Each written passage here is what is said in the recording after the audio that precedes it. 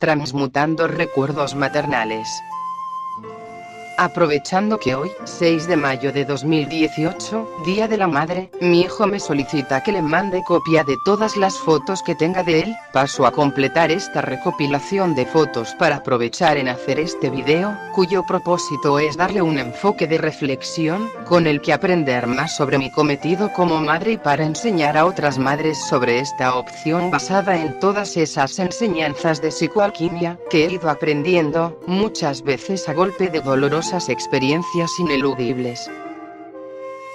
Se dice que todo lo que más cuesta es lo que más se valora, y todas las madres podemos constatar de ello en nuestras propias experiencias. Si bien, el gran problema de las experiencias es que tendemos a teñirlas de nuestra forma de ver y sentir los acontecimientos, en la medida que más los sufrimos o disfrutamos. Por ello, y en base a todas las enseñanzas que he tenido oportunidad de ir aprendiendo, me comprometo a realizar este video de la forma más lúdica y enriquecedora posible, para que sirva de aprendizaje y referente a otras muchas mujeres que les toca vivir o transmutar experiencias similares. Mi experiencia materna comenzó ya por el año 1985, hace ahora unos 33 años. Yo contaba con 20 años escasos, y mis conocimientos y experiencias hacia la maternidad estaban claramente en números rojos.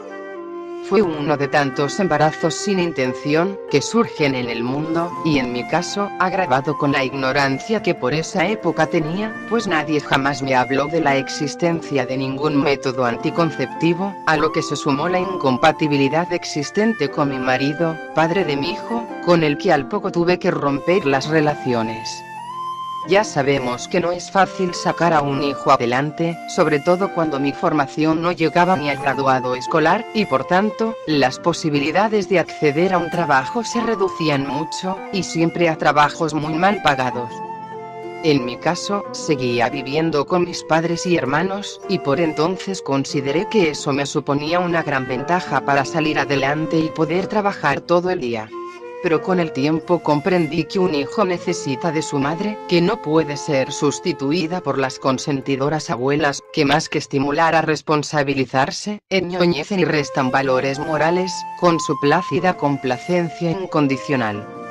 Y pese a que se trataba de un embarazo no buscado que me cogió totalmente con el paso cambiado, al poco de nacer mi hijo, resultó ser el miedo mayor que me asolaba en mis ignorancias, el que por alguna circunstancia me lo pudieran quitar. En esa ignorante madurez que me transformó en madre, sin apenas preguntarme si estaba preparada, nunca supe entender las verdaderas necesidades de mi hijo, que de seguro, que con su actitud traviesa, reclamaba de una atención que no le podía dar por el poco tiempo que podía estar con él, y que no le sabía dar, por la inexistente preparación que tenía para tal papel complicado que la vida me quiso reclamar. Y pese a todos los inconvenientes, el 8 de agosto de 1993, hace ya 25 años, tuve la gran suerte de encontrar un apoyo incondicional de Julián, quien hoy es mi marido, y quien a su vez también tenía un hijo de su matrimonio anterior. Fueron muchos los juegos y complicidades que mi hijo pudo compartir con Julián, quien en todo momento procuró un trato similar entre su hijo y el mío, los cuales entablaron amistad, y mi hijo pudo sentir de la admiración que el hijo de Julián le procesaba, pues mi hijo José Juan era mayor y ejercía un claro liderazgo sobre el hijo de Julián, que además de ser más pequeño, era más noble y bonachón. Pero no es de extrañar que mi hijo sintiera celos de esa persona que yo tanto quería y admiraba, pese a que los tratos hacia él eran excelentes, compartiendo fines de semana, vacaciones y mucho cariño que hizo que mi hijo expresara mucha admiración por Julián, hasta que el niño transformado en hombre adulto encontrara el momento de vengar ese robo con que Julián se apoderase de su madre, pese a que Julián, que también vivió una situación muy similar en su vida, tuvo la inmensa paciencia de permitir que mi hijo y yo intentáramos conciliar posturas y vivir juntos, fuera del hogar de mis padres. Al principio en 2 pisos compartidos que se hizo complicado vivir, y por tercera vez en un piso en propiedad, con una gran hipoteca a pagar, para que tanto mi hijo como yo tuviéramos una motivación de lucha en común por salir adelante viviendo los dos juntos. pero tampoco supe llegar a esa motivación tan dolida y resentida que se transformaba en más y más tensiones propias de resentimientos y culpas que ninguno supimos digerir ni encajar, y que abocaron a la consecuente separación de unos caminos opuestos, en los que los dos tuvimos gran responsabilidad que no supimos resolver.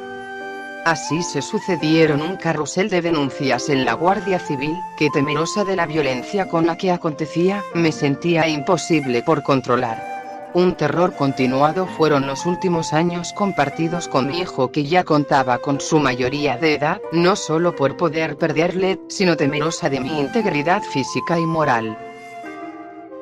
Así concluía esa maternidad casi usurpada por mi madre en sus inicios y rematada con mis ignorancias y la posible incompatibilidad de caracteres de mi hijo y el mío, tal vez consecuente a mis desacertados procederes.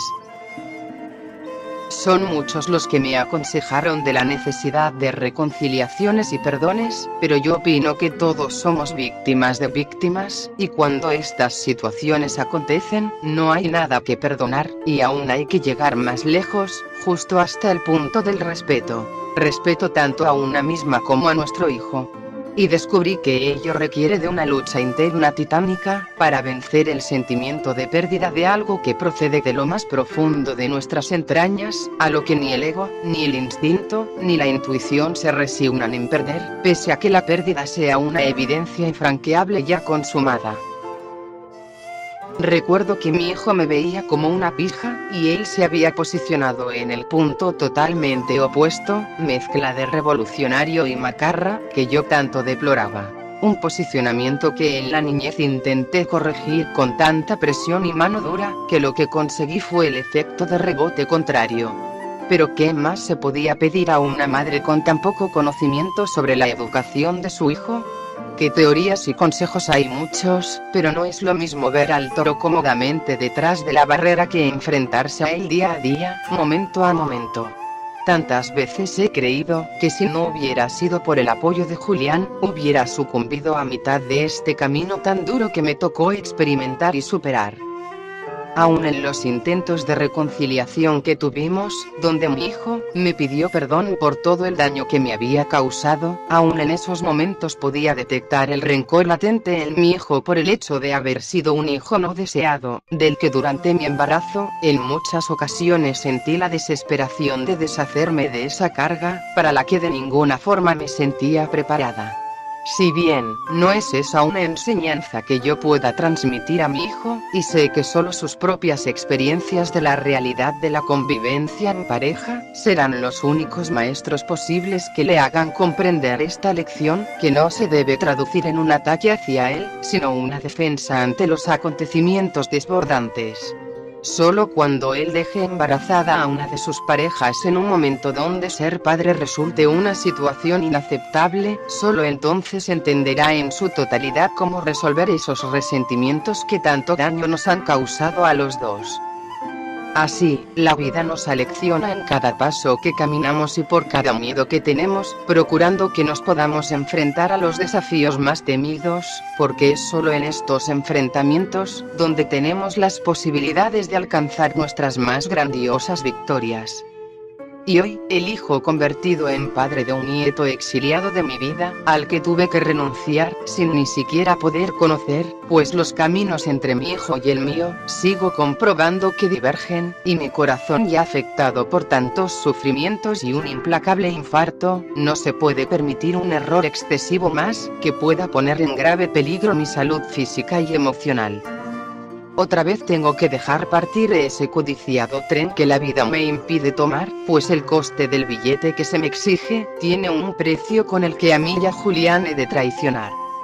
Se dice que la genética se salta una generación, y que los verdaderos padres son los abuelos, por lo que volví a alargar mi mano, para llegar a quien sin culpa alguna se merecía de esa esencia y cariño que podíamos intercambiar. pero es un precio tan alto, el tener que traicionar, que tengo que volver a dejar que el tren pase, con ese dolor que sé que no me puedo permitir el lujo de dilatar, pero en la total certeza de que mi nieto Orián tendrá un hueco abierto de este corazón que ya han tenido que remendar, porque mis sentimientos son tan profundos, que con feroz contundencia me saben dañar, pero también con esa misma profundidad me permiten amar.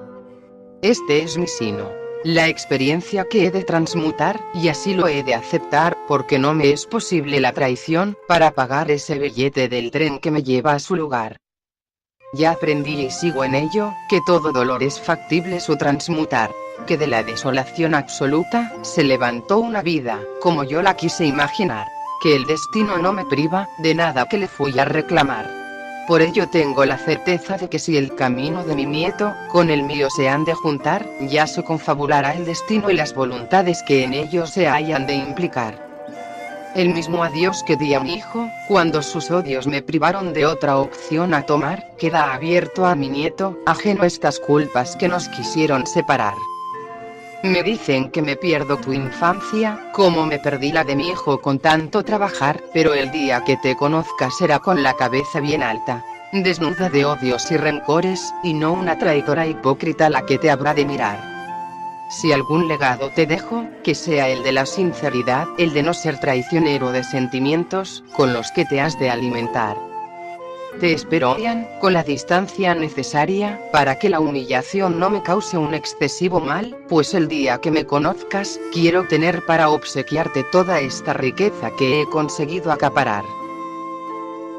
De tu abuela Paloma Molina Armero PH.D.